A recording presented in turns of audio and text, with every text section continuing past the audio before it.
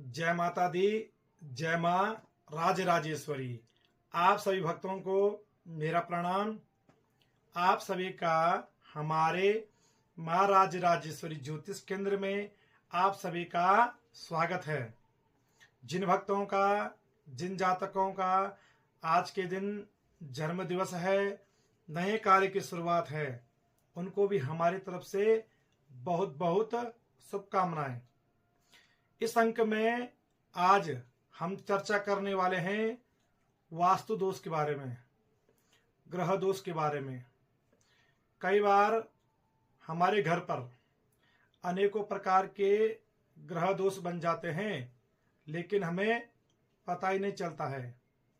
हमें उस अवस्था में कामधेनु का चित्र अपने घर पर लगाना चाहिए, क्योंकि कामधेनु में सभी देवी देवताओं का वास होता है।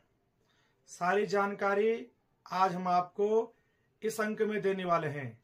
तो सबसे पहले आज का पंचांग देख लेते हैं। आज का पंचांग है संवत 2082, 20 अगस्त 2025, भाद्रपद मास, कृष्ण पक्ष, द्वादशी तिथि, पुनर्वसु नक्षत्र और बुधवार।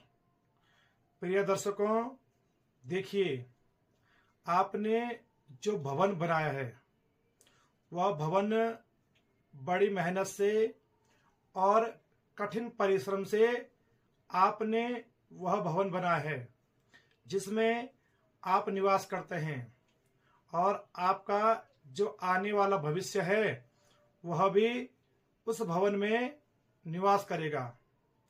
और न जाने आपकी कितनी खुशियां उस भवन से जुड़ी हुई है।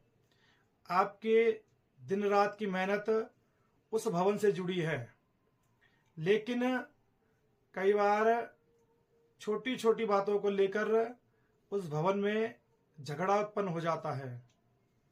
डेली घर में कलेश उत्पन्न हो जाता है, और हमें समझ ही में नहीं आता है हमारे घर में क्या हो रहा है, और हमें इसका कुछ उपाय भी समझ में नहीं आता है। आप उस समय समझ लेना हमारे घर पर किसी प्रकार का वास्तु दोष बना है। आइए जानते इसके बारे में। आपने अपने घर पर कामधेनु का चित्र लगाना है, क्योंकि कामधेनु में सभी देवी देवताओं का वास होता है। ब्रह्मा, विष्णु, महेश, माँ भगवती, जगत जननी आदि शक्ति का निवास भी कामधेनु में होता है। जितने भी हमारे इस संसार में देवी देवता हैं, उन सभी का वास कामधेनु में होता है। इसलिए आप अपने घर पर कामधेनु का चित्र जरूर लगाएं। जिनके घर में गौ का बछड़ा है, गौ माता है, वह तो कामधेनु के समान है। और देखिए, गौ की सेवा हमें जरूर करनी चाहिए। जहाँ गाय का निवास होता है, वहाँ सुख समृद्धि का वास होता है।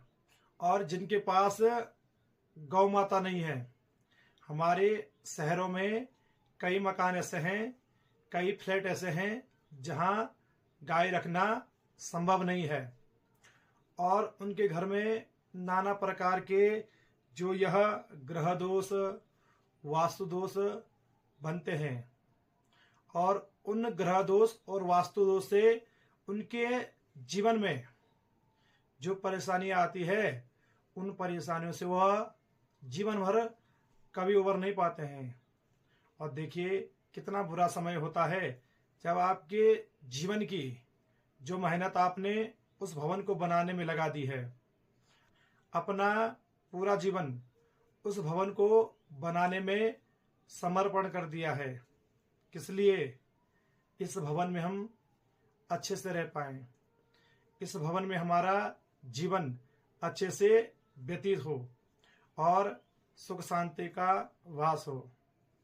लेकिन जो वास्तु दोष है, सेम उसके विपरीत चलता है, उस घर में कलेश बनेंगे। वास्तु दोष से आपकी तरक्की में कहीं ना कहीं व्यवधान उत्पन्न होगा। और मैंने पहले ही बताया है, पुनः बता रहा हूं, छोटी छोटी बातों को लेकर झगड़ा उत्पन्न होगा। कामधेनु का जो चित्र होता है, उस चित्र को अपने भवन में, अपने घर में लगाने से क्या है, अनेक प्रकार के जो वास्तु दोष होते हैं, ग्रह दोष होते हैं, वह दूर हो जाते हैं। वहाँ सुख समृद्धि होती है और घर क्या है, फूलेगा फलेगा। वहाँ आपकी निरंतर तरक्की होगी। लेकिन आपने कामधेनु का चित्र कहाँ नहीं लगाना है? जो आपका बेडरूम है, वहाँ आपने कामधेनु का चित्र कदापि नहीं लगाना है। लेकिन आपने कामधेनु का चित्र वहाँ लगाना है जब आपकी नींद खुलती है। आप अपने बेडरूम से बाहर प्रवेश करते हैं तो सबसे पहले आपकी नज़र कामधेनु पर पड़नी चाहिए। और अगर आपकी नज़र कामधेनु पर पड़ गई तो समझिए आपने सभी देवी देवताओं का आशीर्वाद प्राप्त कर लिया है। और जहाँ कामधेनु का चित्र होता है, जिस भवन में, जिस घर में, वहाँ ये वास्तु दोष जैसी समस्याएं दूर हो जाती है। अब आपने कामधेनु का चित्र अपने घर पर कब लगाना है, किस तिथि में लगाना है, किस बार में लगाना है? आपने अपने घर पर ध्यान देना मेरी बातों को। बृहस्पतिवार को शुक्ल पक्ष में 2 पक्ष होते हैं। मैंने जो कल का अंक था उसमें आपको जानकारी दी थी। हमारे 1 महीने में 2 पक्ष होते हैं, एक शुक्ल पक्ष होता है और दूसरा कृष्ण पक्ष होता है। आपने कामधेनु का चित्र शुक्ल पक्ष के गुरुवार में लगाना है। और देखिए, जब आप कामधेनु का चित्र लगाते हैं अपने घर में, तो आपने क्या करना है, उस स्थान पे सबसे पहले गंगा जल का छींटा करना है। जब आप कामधेनु का चित्र लगा लेते हैं, थोड़ा सा धूप दिखा करके, दीप दिखा करके खुशी का माहौल जागृत करना है। वहाँ नैवेद्य का वितरण करना है सभी परिवार में, क्योंकि आपके घर में क्या है, सभी देवी देवता निवास करने वाले हैं। और जहाँ कामधेनु आपके घर में आती है, आपने अपने घर पर जो नॉनवेज जैसे पदार्थ हैं, अभक्ष्य जैसे पदार्थ हैं, उन पदार्थों को अपने घर पर नहीं बनाना है। देखिए, आपके घर में सुख समृद्धि जरूर आएगी। और जहां आप परेशान होने लगे थे, जहां आपके कार्य में रुकावट आने लगी थी, जहां छोटी छोटी बातों से लेकर उस घर में, उस भवन में झगड़ा बन रहा था, देखिए उस घर में खुशहाली आएगी, वैभव आएगा। उस घर का जो वास्तु दोष है वह दूर हो जाएगा। जिनको अपने घर में वास्तु दोष जैसी समस्या का अभाव हो रहा है, उम्मीद करता हूं आपको हमारा अंक अच्छा लगा होगा। और आजकल मैं एक बात बार बार दोहरा रहा हूं, हमारा जो YouTube चैनल महाराज राजेश्वरी ज्योतिष केंद्र के नाम से है, इसमें 1 महीने तक भगवान गजवक्त्रेश्वर महादेव का रुद्राभिषेक चलेगा। आप हमारे YouTube चैनल पर 12 बजे से 1 बजे के बीच में किसी भी समय लाइव में जुड़ सकते हैं और भगवान गजवक्त्रेश्वर महादेव का आशीर्वाद प्राप्त कर सकते हैं। तो चलिए, आज की संध्या वंदना का समय हो चुका है। आप और हम भगवान शिव से जुड़ते हैं, उनका आशीर्वाद प्राप्त करते हैं।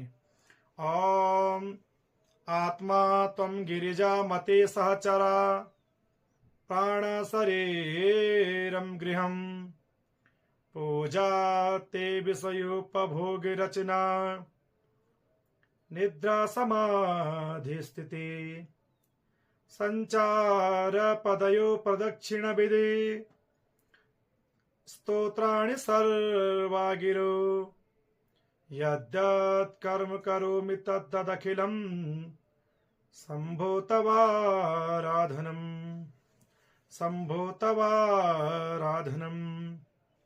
इन्हीं सभी के साथ हमारी तरफ से आपके जीवन के लिए मंगल शुभकामनाएं।